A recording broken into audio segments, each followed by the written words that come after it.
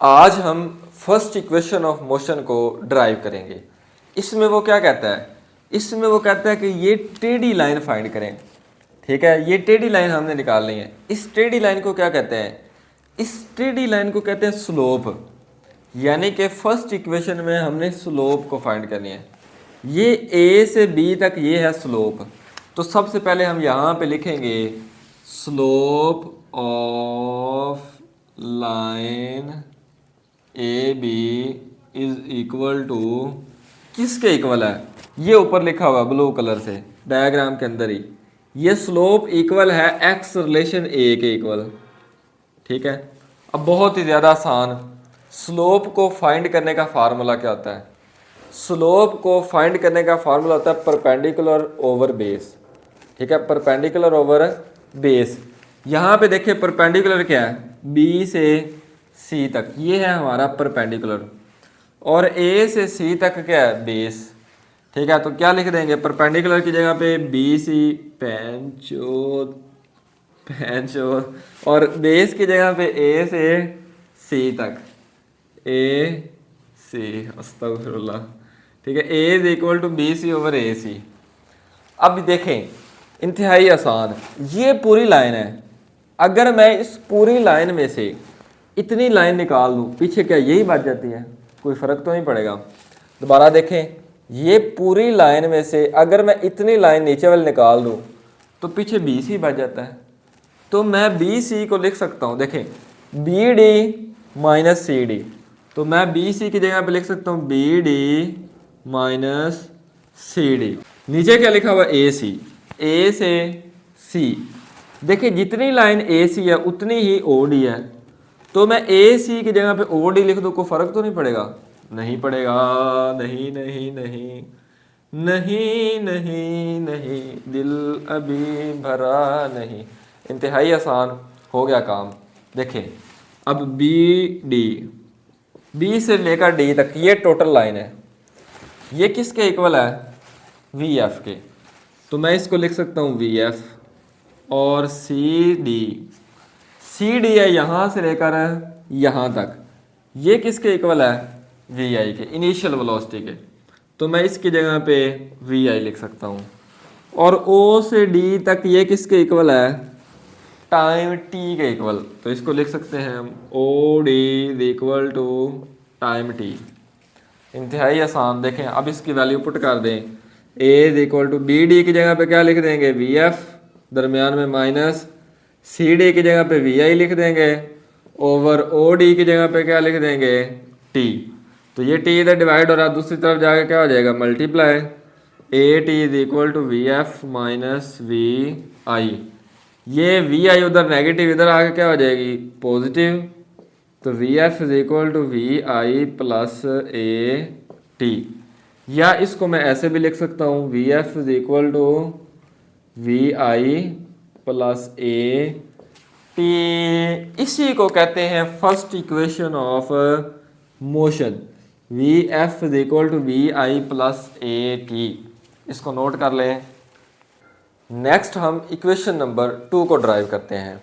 इसमें वो क्या कह रहा है, इसमें वो कह रहा है एक बॉडी ओ से चली, फिर ए पर पहुंची, फिर बी पर, फिर डी पर। उसने जितना डिस्टेंस कवर किया या जितना एरिया कवर किया, वो एरिया हमने फाइंड करना है, ओ ए बी डी।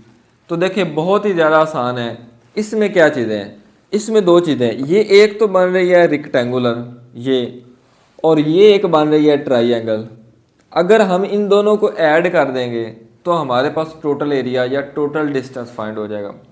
बहुत आसान, कोई मुश्किल चीज़ नहीं। तो देखिए इसका फार्मूला लिखेंगे इधर, total distance is equal to area of, पहले क्या रेक्टेंगुलर लिख देते हैं, rectangular plus area of triangle. इसको इक्वेशन नंबर 1 का नाम दे दें। ठीक है, अब एरिया ऑफ रेक्टेंगुलर क्या है ये मैं आपको बताता हूँ। एरिया ऑफ रेक्टेंगुलर तो ये निकालने के दो तरीके हैं। एक तो ये आपके साथ पहले ही लिखा हुआ है डायग्राम के अंदर ही, इसको उधर पुट कर दें बस, अल्लाह दिस बोल। दूसरा तरीका एरिया ऑफ रेक्टेंगुलर को फाइंड करने का फार्मूला, वो भी बड़ा आसान है। एरिया ऑफ रेक्टेंगुलर को फाइंड करने का फार्मूला होता है लेंथ मल्टीप्लाई बाय विड्थ। ठीक है, बहुत ही आसान है। लेंथ क्या है इसकी, ये देखिए ओ से लेकर ए तक ये इसकी क्या है, लेंथ है। तो लेंथ की जगह पे पुट कर देंगे ओ ए मल्टीप्लाई विड्थ की जगह पे ओ डी, ये इसकी विड्थ है।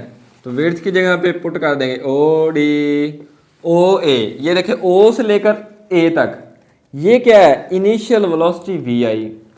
तो ओ ए की जगह पे क्या पुट कर देंगे, वी आई मल्टीप्लाई वैसे का वैसे। और ओ से लेकर डी तक ये किसके इक्वल है, टाइम टी के इक्वल है। ओ डी की जगह पे क्या लिख देंगे, टी। ये एरिया ऑफ रेक्टेंगुलर फाइंड हो गया। ठीक है, ये देखें v I multiply by t. इसको हम नाम दे देते हैं इक्वेशन नंबर 2 का। तीसरे नंबर पे अब ये बात कर लें एरिया ऑफ ट्राइंगल।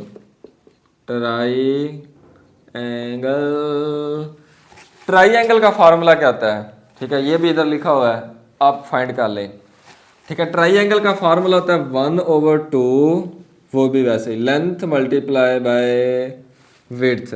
अब देखिए 1/2 लेंथ क्या है, यहाँ पे ट्राइंगल की लेंथ क्या है, बी से सी तक ये इसकी लेंथ है, बी सी पेंच मल्टीप्लाई बाय विड्थ क्या है, ए से सी तक ये विड्थ है।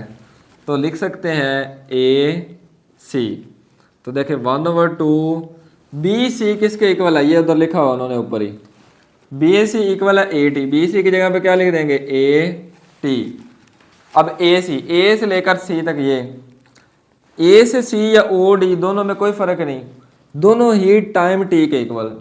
तो ए सी की जगह पे लिख सकते हैं टी। तो यहाँ पे ए सी की जगह पे क्या पुट कर देंगे, टी पुट कर दें। देखें 1/2 ए, ये टी और टी क्या हो जाएगा, टी का स्क्वायर। इसको आप नाम दे दें इक्वेशन नंबर 3 का। लो जी, ये इक्वेशन ड्राइव हो गई। इस इक्वेशन को और इस इक्वेशन को इधर पुट कर दें, equation 2 and equation 3 put in equation 1। Total distance क्या है हमारे पास, S is equal to area of rectangular, ये क्या है हमारे पास, V I multiply by T plus दरमियान में क्या है, प्लस आगे ये वाली इक्वेशन, ये एरिया ऑफ ट्राइंगल ये क्या निकाला, ये वाला 1/2 ए टी का स्क्वायर। तो ये देखें s is equal to v I multiply लिखें या ना लिखें कोई फ़र्क नहीं, टी प्लस 1/2 ए टी का स्क्वायर। ये हमारे पास आ गई सेकंड इक्वेशन ऑफ मोशन। इसको कहते हैं सेकंड इक्वेशन ऑफ मोशन।